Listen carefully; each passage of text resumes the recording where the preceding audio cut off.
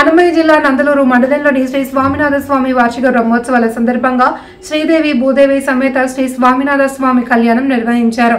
ఈ సందర్భంగా అన్నమయ్య జిల్లా పార్లమెంటు సమన్వయకర్త అధికారి కృష్ణ ఆధ్వర్యంలో బస్టాండ్ నుండి స్వామినాథ స్వామి ఆలయ ప్రాంగణం వరకు ఉచితంగా పెద్ద సంఖ్యలో ఆటోల ద్వారా భక్తులను చేరవేశారు। ఈ ఆటోలను అధికారి కృష్ణ జెండా ఊపి ప్రారంభించారు। అనంతరం అంతరాలయంలో స్వామివారికి ప్రత్యేక పూజలు చేసి తీర్థ ప్రసాదాలు స్వీకరించారు। ఇంకా ఈ కార్యక్రమంలో జనసేన నేతలు గురివిగారి వాసు, కొట్టే శ్రీహరి తదితరులు పాల్గొన్నారు। పురాతనమైన టెంపుల్ ఇక్కడ మంచి మహిమలు ఉన్నాయి। స్వామి దగ్గరికి వచ్చిన ఎవరు ఏ కోరికలు కోరినా కూడా ఈ కోరికలు తీరుతాయనేది ఈ చుట్టుపక్కల ఈ రెండు జిల్లాల్లో చిత్తూరు జిల్లా కానీ కడప జిల్లా కానీ కర్నూలు జిల్లా కానీ ఇక్కడంతా ప్రజలంతా దేవుని బాగా నమ్ముతారు।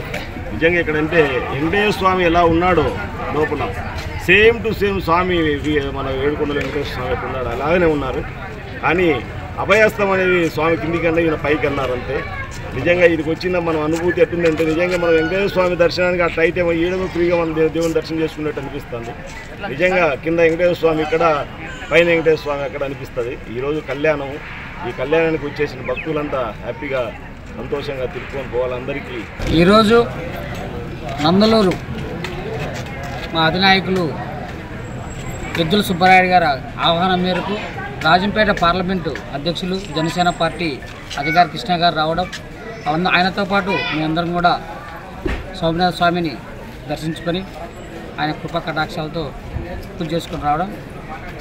అంటే ఈ రాజంపేట పార్లమెంటులో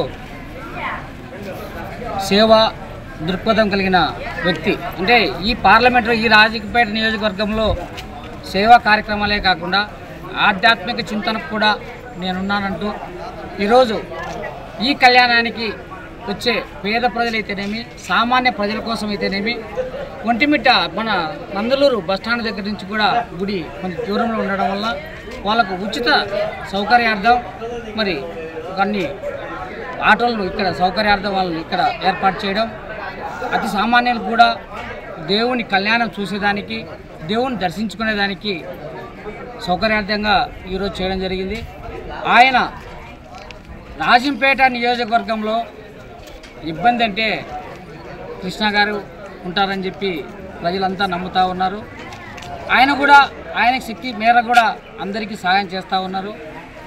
రాబోయే కాలంలో కూడా ఈ రాజంపేటను వెళ్ళినటువంటి రత్న సభాపతి గారు మళ్ళా గుర్తొచ్చే విధంగా సేవా కార్యక్రమాలతో పాటు ఆధ్యాత్మికంగా కూడా ముందుకొస్తూ సామాన్య ప్రజలకు ఈ ఆధ్యాత్మిక చింతను పెంచే విధంగా ఆయన కృషి చేస్తూ ఉన్నారు। మరి ఈ రాజంపేట ప్రజలందరూ కూడా ఆయన్ను ప్రజలతో పాటు ఈ స్వామినాథ స్వామి ఆశీస్సులు, కృపా కటాక్షం అధికారి కృష్ణ గారి మీద ఉండి రాబో కాలంలో ఆయన మున్ముందు ఇంకా మంచి కార్యక్రమాలు చేస్తూ ప్రజలకు అతి దగ్గరగా, అతి చనువుగా, అంతర్లీనంగా అధ్యయనం చేస్తూ సామాన్య ప్రజల స్థితిగతులను మెరుగుపరిచే విధంగా పోరాడడానికి ఆ దేవుడు శక్తియుక్తులను ఆయన ప్రసాదించాలని కోరుకుంటూ సెలవు తీసుకుంటారు।